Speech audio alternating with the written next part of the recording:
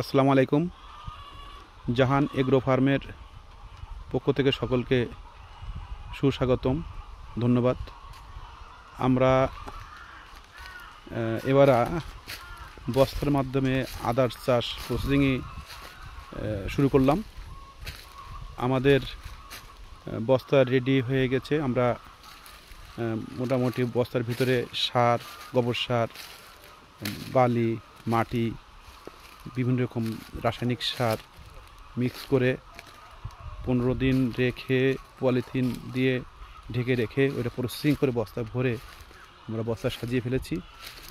হয়তো 2-1 দিনের ভেতরে আমরা আদা গাছ রোপণ শুরু করব। আমাদের চারাও বড় হয়ে যাচ্ছে ইনশাল্লাহ। আমরা জাহান এগ্রো ফার্মের পক্ষ থেকে যদি এই প্রজেক্টটা ইনশাল্লাহ আমরা আশা করি সাকসেস হব। যদি সাকসেস হই তাহলে আগামীবার আমরা বাণিজ্যিকভাবে শুরু করব ইনশাল্লাহ। এবং শুধু আমরা করব না, আশপাশের সকলকে করার জন্য উৎসাহিত করব।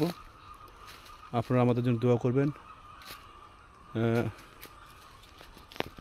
আপনাদের দোয়া করবেন। আমি দেখাই, আমরা এই পাশে এই লাইন করছি, এই পাশেও লাইন করছে। দীপঙ্কর ভিডিও করছে। আমাদের দীপঙ্কর ফার্মের জন্য ও একজন অনেক পরিশ্রমী ছেলে। দীপঙ্কর এবং রুবুলের বিশেষ করে তাদের দুজনের প্রচেষ্টায় এটা এতটা এগিয়ে নেওয়া।